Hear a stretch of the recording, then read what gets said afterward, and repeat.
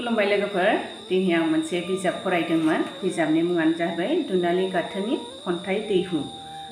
बे बिजाबाव ओरैबायदि मोजां मोजां पएम लिरदों आब'मोनहा, आगैमोनहा। आंनि गोसोखौ माने बिलिरलांजोबनो हानाय खन्थाइ आरोखि ना। आंनिल' नङा, नोंथांमोनहाबो फरायबा ओरैबायदि मोजां मोनगोन, बुंनानै फोजोबनो हाया मथथे। ओमफ्राय आङो दा दोंसे खन्थाइ फरायनो सानदों। ओमफ्राय आङो गिबियावनो आङो निमाहा बिनाय थाखाबाय बिथां लिरगिरिफोरखौ, बा जाय खन्थाइनि बिगोमागिरि।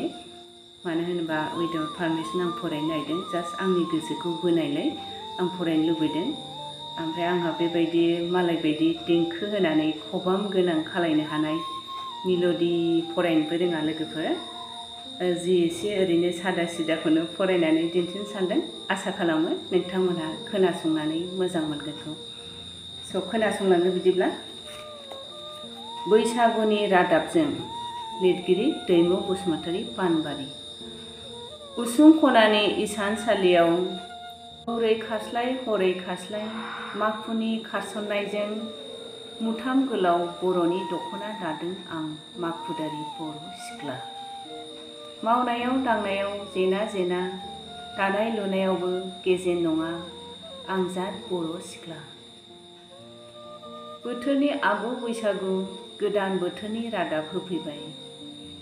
बिलाइ गोरलै खिलिनायजों, थाइजौ बिबार मावलिनायजों, बिफां लाइफांनि सोमखोर बिलाइ खिलिनायजों, बिफांनि दालायाव बानानै दाउ खौवौनि खौवौ गाबनाय देंखोजों आंनि आजोलि गोसोआबो रंजाफ्रांदों।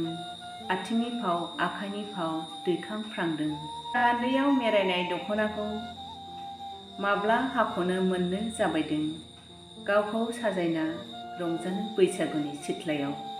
जोबोद मोजां, थेंक इउ स' माच। बेबायदि मोजां जोंनि समाजाव खन्थाइ होनो हानायनि थाखाय आं नोंथांमोननिसिम आंनिफ्राय रोजा साबायखर बावो।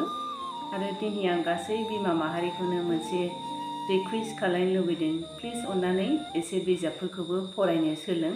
जि एसे समाय मोनो, सानसेयाव आधा घन्टा 1 घन्टाबाबो बिजाबखौ फराय। बेबायदि फरायब्ला जिउआव एसे क्लियारिटिया फैसिनो आरो दानि जिथु ससियेल मिडियानि बायदिसिना गुबुंले बारहावानिफ्राय गावखौनो एसे मोजांसिन खालामनो हागोन, बा गोजोन जिउ दानायाव बिजाब फरायनाया जोबोद हेफाजाब होयो होननानै आं फोथायो। स' बेखिनिखौनो बुंनानै आं दिनै फोजोबनो सानबाय।